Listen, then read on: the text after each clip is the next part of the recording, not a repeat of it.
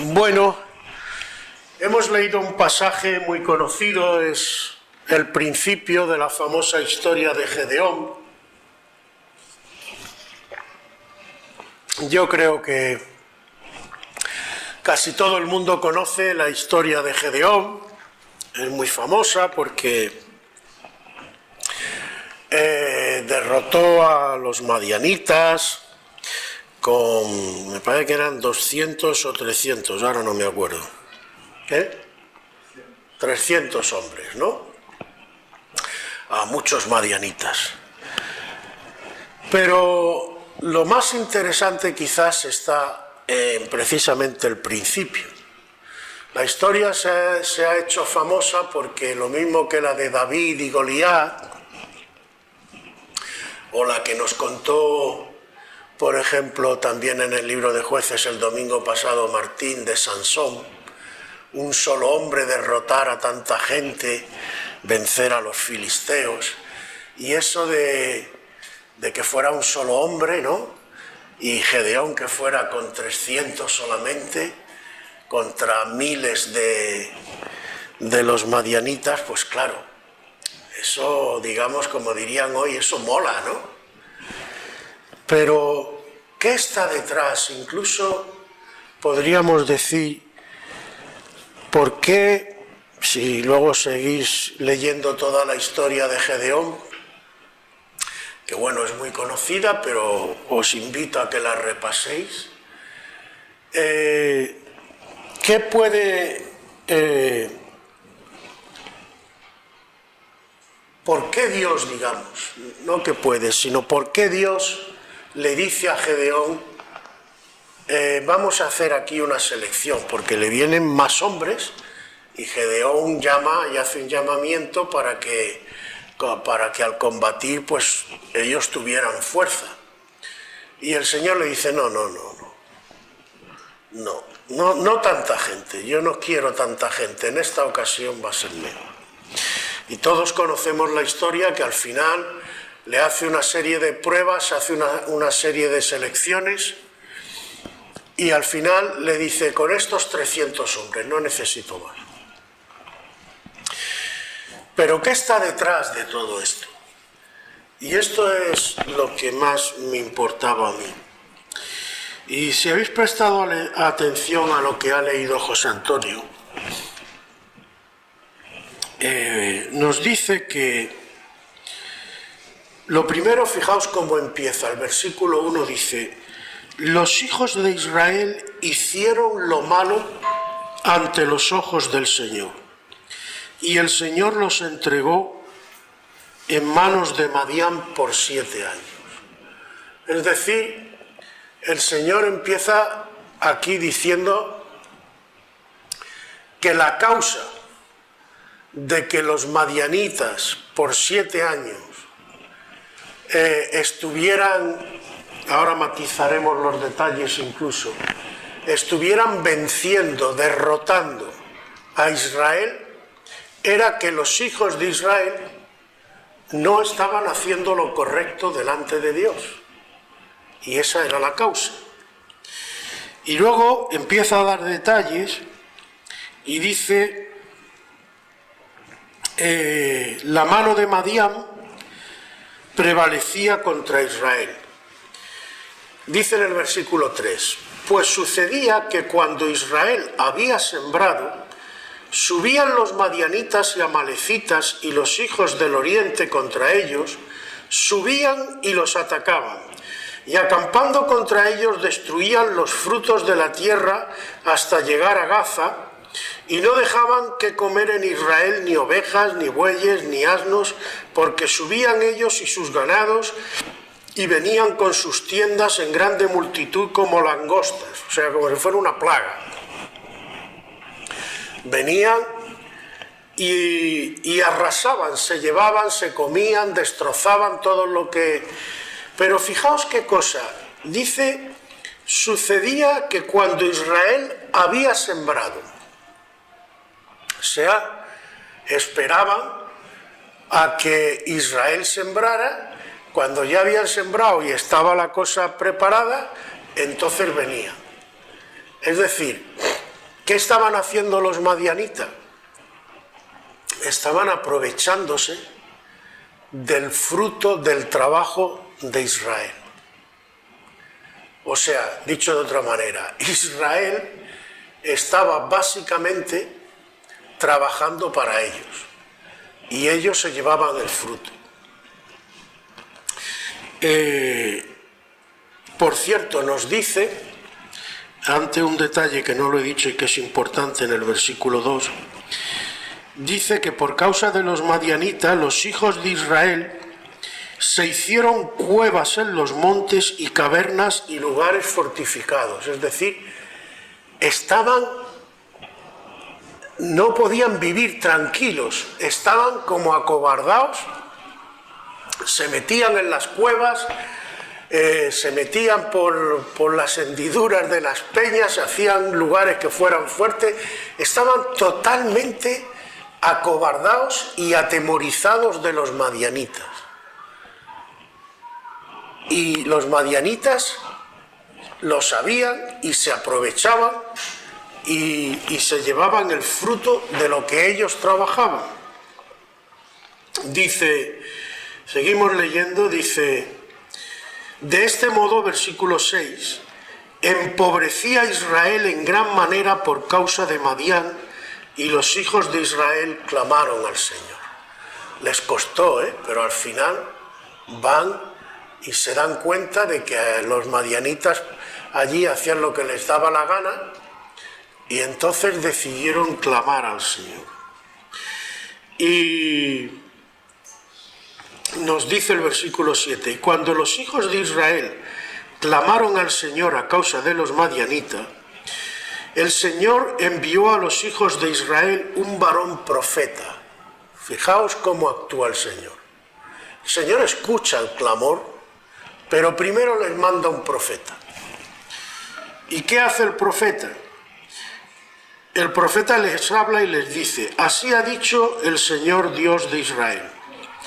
Yo os hice subir de Egipto y os saqué de la casa de servidumbre. Os libré de mano de los egipcios y de mano de todos los que os afligieron, a los cuales eché de delante de vosotros y os di su tierra. Y os dije, yo soy el Señor vuestro Dios, no temáis a los dioses de los amorreos, en cuya tierra habitáis, pero no habéis obedecido a mi voz. Es decir, el Señor manda a un profeta que les declara claramente que la causa de por qué estaban así era porque tenían miedo de los dioses, de los amorreos, de los madianitas y de todo eso. ¿Y sabemos quiénes son esos dioses? ¿Lo sabemos hoy en día o no lo sabemos? Esos dioses son demonios, son potestades, son espíritus de las tinieblas que gobiernan la maldad y que gobiernan los pueblos que están vendidos al paganismo. Y Israel estaba acobardado, les tenía miedo. Y el Señor les dice, no, yo esto no es lo que os he mandado. Y si estáis así, es porque le teméis a esos dioses. Pero ¿cuál tiene que ser la actitud del Señor? ¿Qué es lo que Dios quiere de su pueblo? Y esto parece que no le damos importancia, hermanos, pero parece ser que tiene más importancia de lo que parece delante de Dios.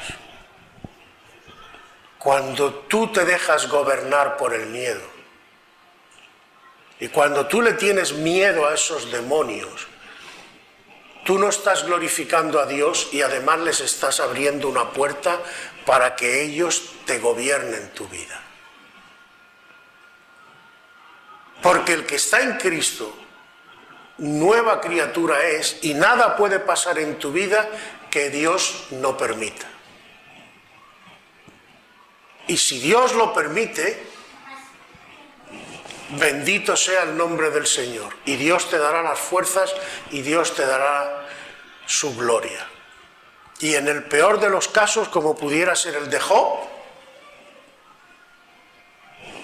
lo pasarás, lucharás, pero si tú te agarras a tu Dios, vencerás.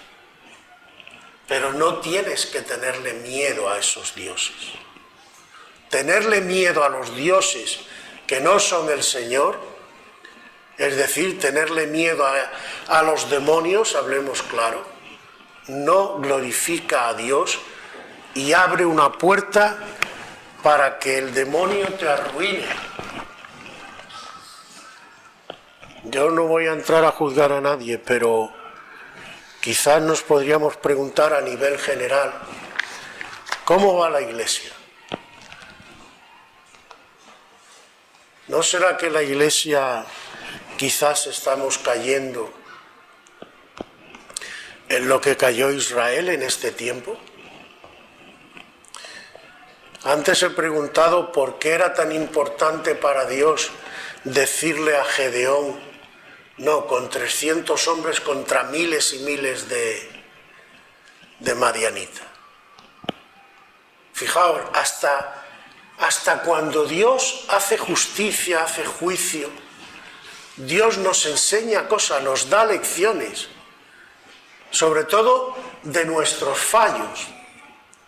Pero parece que a nosotros nos cuesta aprender, nos cuesta entender.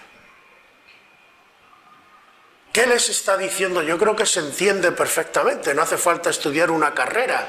¿Qué les está diciendo a los israelitas el Señor con los 300 hombres de Gedeón? No es tu fuerza, no es tu estrategia, no es tu sabiduría, no es tu poder humano. Soy yo quien te da la victoria. Y si yo te doy la victoria, y si yo estoy contigo, si tú tienes miedo del enemigo, es como si me estuvieras dando espiritualmente una bofetada a mí, porque le estás dando un poder al enemigo que no tiene, una importancia al enemigo que no tiene. Y estás dejando, al darle esa importancia, al darle tú ese lugar, bueno, pues como decía Jesucristo, conforme a tu fe te sea hecho. ¿Tú eres esto lo que cree? Bueno, pues si es esto lo que cree, adelante. ¿Pero es esto lo que el Señor quiere?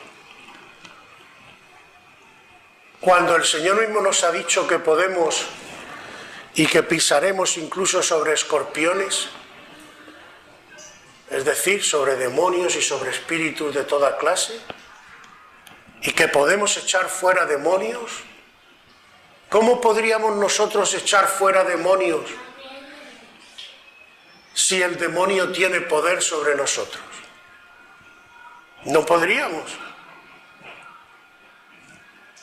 Ahora, claro, ¿quién es el que los echa? No nosotros, sino como dice el apóstol Pablo, la gracia de Dios conmigo. ¿De acuerdo? Pero si tú estás en Cristo, si tú estás en la gracia, esa gracia obra, esa gracia actúa. Y es por eso, por la fe, que podemos echar fuera demonios, no porque los echemos nosotros, sino porque por la fe sabemos que esos demonios, por cierto, esos demonios ¿cómo están? Y esos principados y esas potestades. Porque además, si fuéramos lógicos, incluso desde un punto de vista espiritual, yo pregunto, ¿realmente pueden tener esos espíritus, esos demonios, esos principados y esas potestades ese poder sobre nuestras vidas? ¿Les puede resultar manejarnos de esa manera?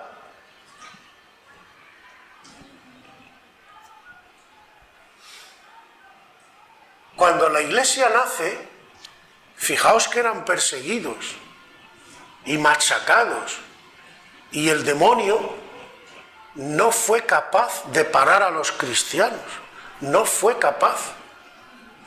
Más los martirizaba, más los perseguías, más crecía la iglesia y se extendió y se extendió y se extendió. ¿Cuándo empieza la iglesia a entrar en decadencia? ¿No es más bien cuando el enemigo empieza a actuar no desde fuera, sino desde dentro, y empieza a convencer a la iglesia de ciertas cosas, y la iglesia empieza a debilitarse y a debilitarse, hasta que ya la iglesia ya prácticamente, como en el día de hoy, casi en lugar de crecer más bien menguamos? ¿Qué pasa? Como dice el Señor en otro sitio, ¿se ha acortado mi poder para salvar? Si el Señor es el mismo y el poder del Señor no se ha acortado, ¿dónde está el problema? ¿Qué pasa con el enemigo? El enemigo, fijaos además, bueno, vamos a ir un poquito por partes. Vamos a ir al libro del Génesis, porque aquí hay varias cosas que están entrelazadas y que son muy importantes. Uno de los errores que yo creo que la Iglesia estamos cometiendo, porque por ejemplo cuando se habla de evangelización, ¿de qué hablamos normalmente? Simplemente de que la gente, según nuestro criterio, se convierta, que parece ser, por lo que yo veo en general estoy hablando, no estoy hablando de las particularidades, parece ser que significa que tú hagas una oración de aceptación al Señor y ya está. Ya estás dentro y ya se acabó todo. Como si ya hubieras llegado a la meta. ¿Realmente la Biblia enseña esto? ¿Esta es la voluntad de Dios, de que hagamos números, y no importa? Lo importante es que en las iglesias asistan 3.000 personas. Ahora, ¿cómo están esas personas? Si luego sus vidas son un desastre, eso parece que no importa mucho. ¿Es esto lo que Dios quiere? ¿Es esto lo que Dios dice? Fijaos que desde el propio Génesis, por eso he querido irme al Génesis,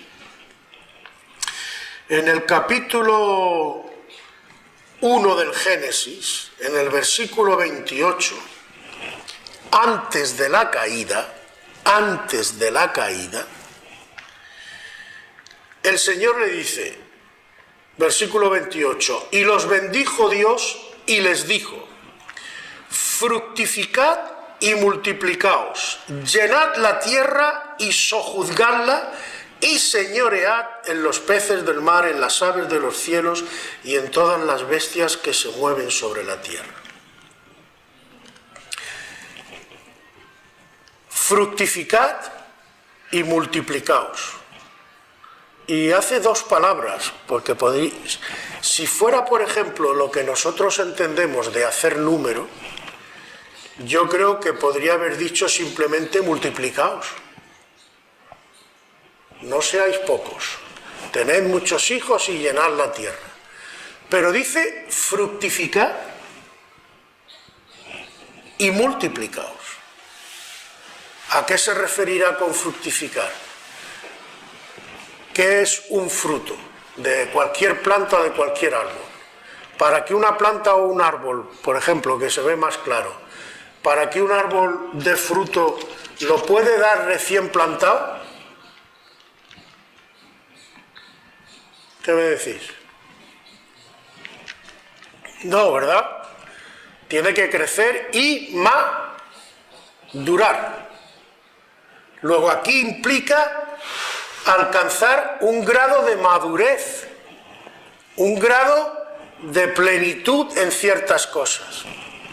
Luego si dice fructificad y multiplicaos y llenad la tierra y sojuzgarla. ¿Qué es sojuzgar algo? De hecho, el texto que hemos leído hoy está en Jueces, que viene también, está relacionada con esta palabra sojuzgar, que viene a ser el equivalente de juzgar, hacer juicio, gobernar. Dicho de otra manera, en resumidas cuentas, esto se podría decir con una sola frase. ¿Qué le está diciendo el Señor?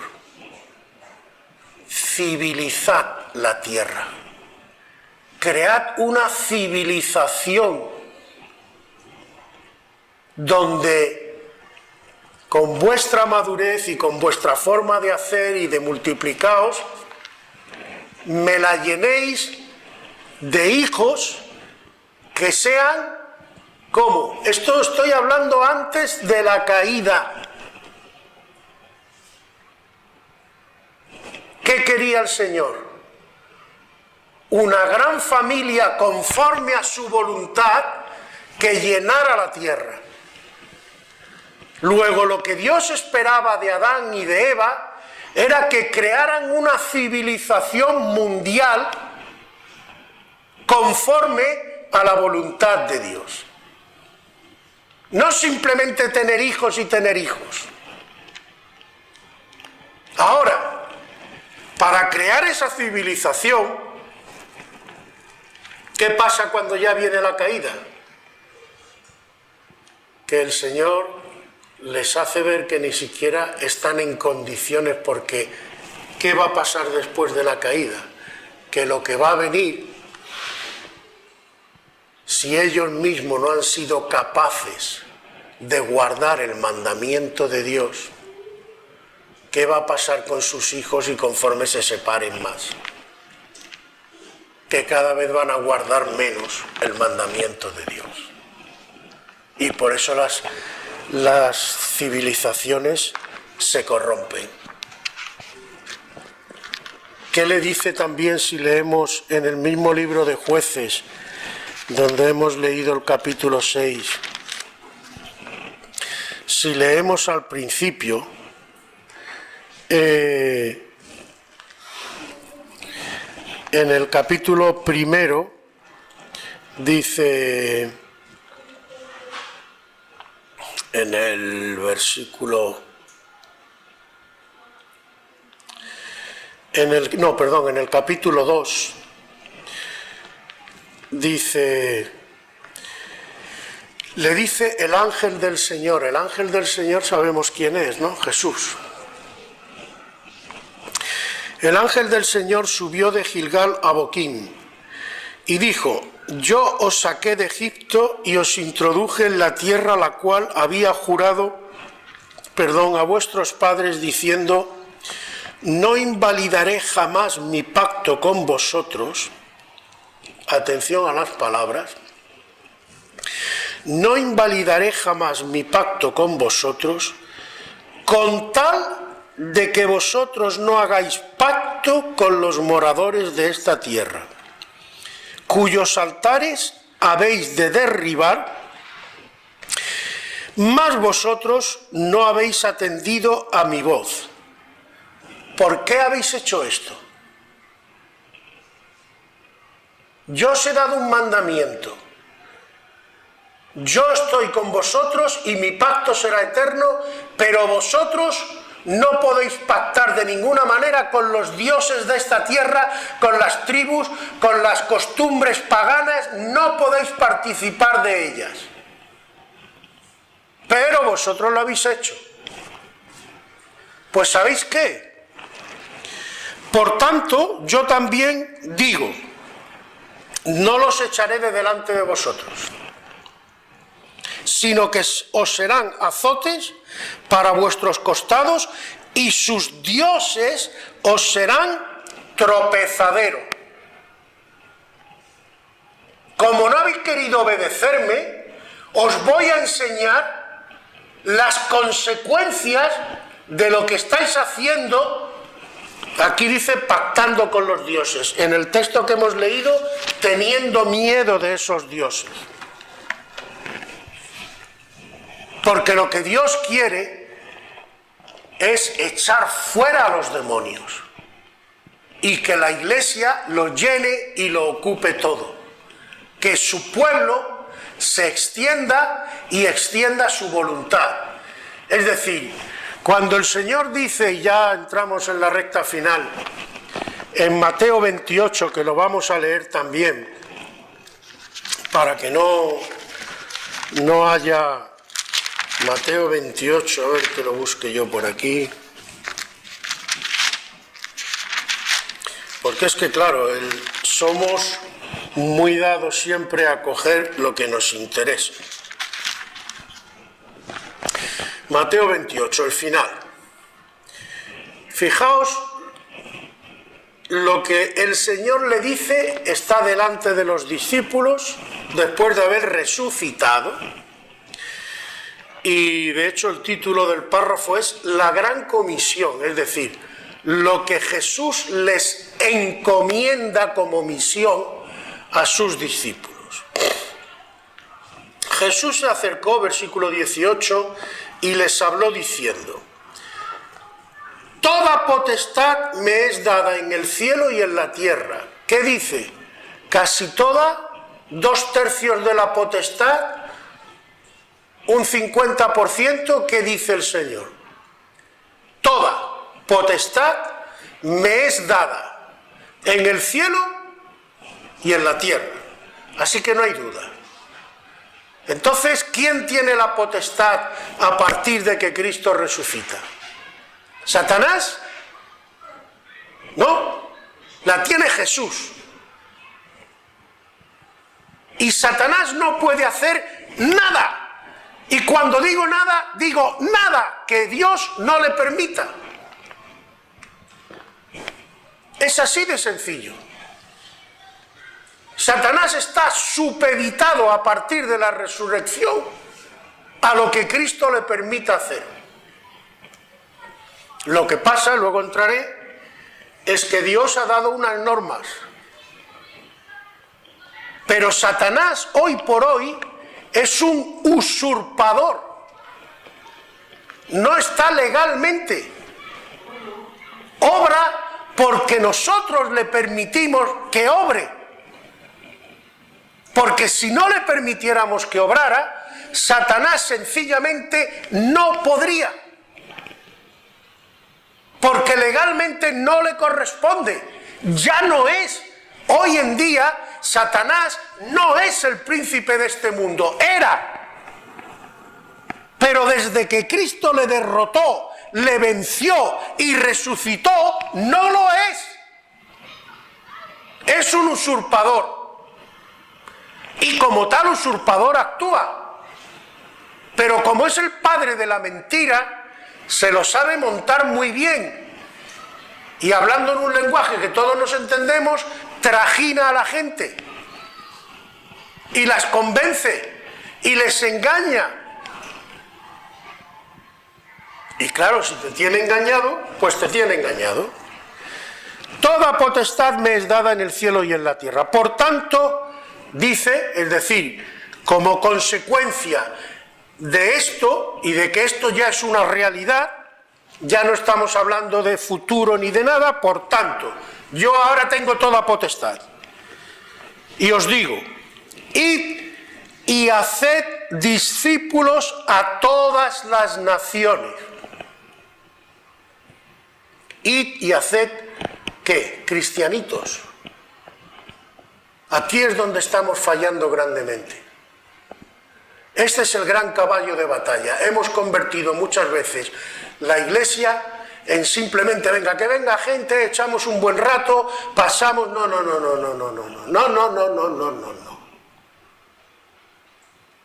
Dios no es esa la misión que me ha dado. Dios lo que nos ha dicho a todos nosotros es que todo el que entre por la puerta o todo el que conectemos o a todo el que le hablemos de Jesucristo, le hablemos de que tiene que hacerse discípulo de Cristo. Porque Dios quiere una nueva civilización. Y entenderme, no estoy hablando de cosas esotéricas ni cosas de esas, pero es lo que Dios quiere. Dios quiere que las personas cambien y que toda la sociedad sea impregnada del Evangelio y que el Evangelio sea el que module las conductas, que las conductas cambien en todo. El que robaba ya no roba, el que era un vago ahora trabaja y se esfuerza para ayudar a los demás, el que engañaba ya no engaña, el que no amaba y era más duro que la piedra ahora se preocupa por los demás, etcétera, etcétera, etcétera, etcétera. Quiere un cambio en la gente. Y un cambio en la gente, como ya pasó, porque tenemos ejemplos históricos cuando la Iglesia nace. Un cambio en la gente produce un cambio en la civilización, en la sociedad. ¿Y qué pasó con el paganismo? ¿Y qué pasó en Europa a pesar de todas las persecuciones y a pesar de que no fue perfecto y de todo lo que queráis? ¿Pero qué pasó? Que cambió la sociedad. La sociedad que antes creía en dioses y que antes se comportaba de una manera y mataba a los niños y hacían auténticas barbaridades, cuando el cristianismo se extiende, cambia. Y cambian los valores. Y la gente empieza a comportarse de una manera distinta. ¿Qué está pasando hoy? Mira cómo Satanás sí sabe de qué va el tema. ¿Por qué la sociedad moderna se está destruyendo? ¿Y por qué las familias están deshechas? ¿Y por qué la gente está tan hecha polvo, depresiva y de todo? ¿Por qué? Porque estamos abandonando cada vez más valores cristianos para coger otras cosas. Lo que sea, me da igual. Ya la vida de la gente no vale tanto. Los niños, bueno, abortos. Yo no sé si sabéis, por ejemplo, que desde que empezó el aborto, 1.400 millones de abortos se calcula aproximadamente que se han hecho. Más que la población de China. O sea, nos hemos cargado. ¿Y cuándo empezó esto? ¿En los años 70 por ahí? En 30, 40 años como mucho, nos hemos cargado una nación como China. Y ni hemos pestañeado.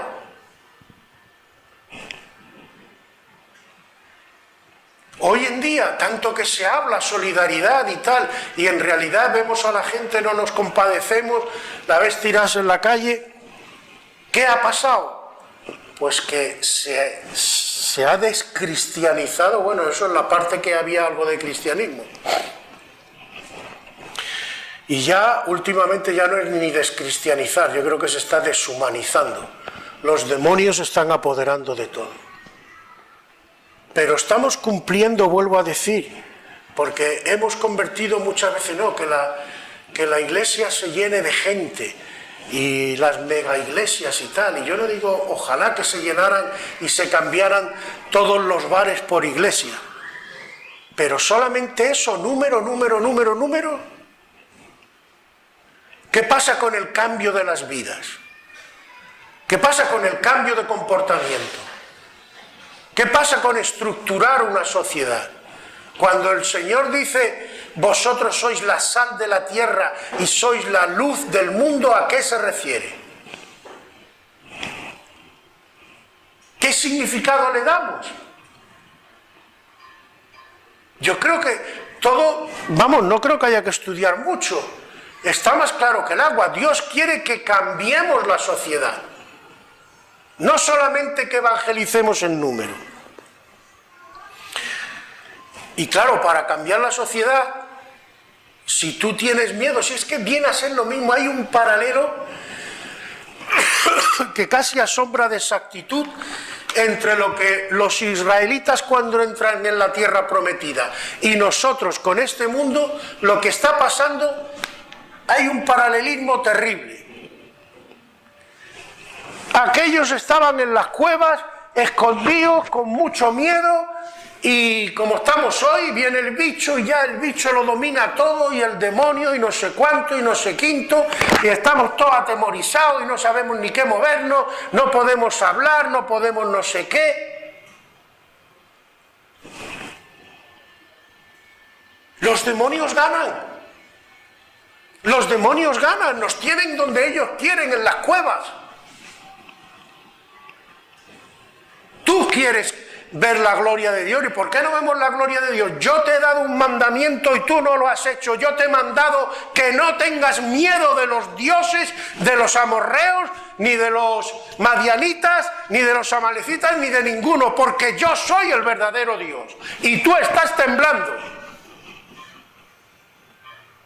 Pues no. Si tú quieres ver la voluntad de Dios en tu vida, lo primero que tienes que hacer es ponerte a buscar al Señor, a orar y a perder ya de una puñetera vez el miedo a lo que no tienes que tener. Y dejar que el Espíritu Santo, que es un espíritu de poder, de dominio propio y que echa fuera el temor, te limpie y te llene de poder interior, que fortalezca tu ser interior, como dice en otro sitio. Orad como yo oro, para que, decía el apóstol Pablo, para que seáis fortalecidos con poder en el hombre interior. ¿A qué se refiere? ¿A que te caigan 5000 vatios? O aunque tú estés seguro interiormente, estés en fe, estés anclado, estés tranquilo y en paz. Si mantengo la paz, Él pelea la batalla. Lo cantamos, y lo cantamos como si estuviéramos cantando. No, la paz significa que venga lo que venga, yo estoy en Cristo. Yo estoy en Cristo. Y Satanás hará lo que Cristo le permita. Ya está bien. ¿Creo de verdad o creo de mentira? ¿Dónde está mi fe? ¿En qué se basa mi fe? Si estoy en Cristo, ¿qué hacía Cristo? Cuando le venía, te persiguen para matarte, y dile a aquella zorra que mañana echo fuera demonio, y el otro, y hasta que mi Padre no le permita no me va a tocar ni un pelo. ¿Pero qué se han creído? No hay nadie mayor que mi Padre. Que tiembla todo el infierno, me da igual, que se ponen nerviosos, que vienen a mí, que me amenazan, que me asustan, me da igual, yo estoy en Cristo. Y en Cristo quiero seguir estando. Y tengo que hacer lo que Cristo quiere. Haced discípulos, bautizándolos en el nombre del Padre, y del Hijo y del Espíritu Santo. Y dice después, enseñándoles, enseñamos, le decimos a la gente, le abrimos los ojos, le decimos dónde está la verdad, enseñándoles que guarden, no solamente que sepan, que guarden, es decir, que lo tengan bien ahí puesto en sus vidas, todas las cosas que os he mandado.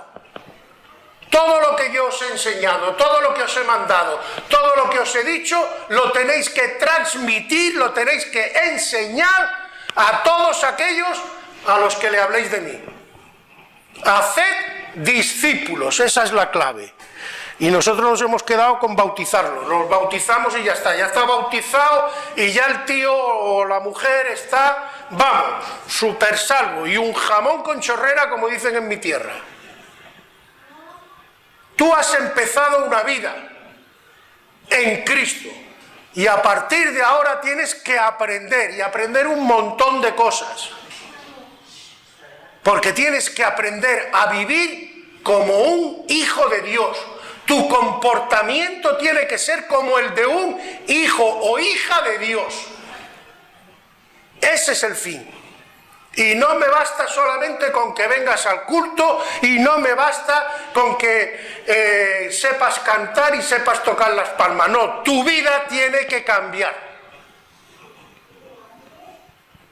Y si no hay cambio, no hay vida cristiana. Y si no hay vida cristiana, perdona que te diga, pero no hay salvación. Porque es imposible que tú digas que tienes al Espíritu Santo y que vives conforme a la voluntad del Señor y que de verdad crees en Él y estés viviendo una vida completamente ajena a lo que Dios dice. Eso no se come de ninguna manera. Todos fallamos y todos cometemos errores. Pero primero, si tú cometes un error, reconoces que es un error. Intentas cambiarlo. Lo que no puede ser es decir, bueno, sí, he cometido un error, pero voy a seguir cometiéndolo, porque total, como soy débil. Entonces, ¿tú qué esperas de Cristo? ¿No esperas ningún cambio o qué? No, te equivocas de pe a pa.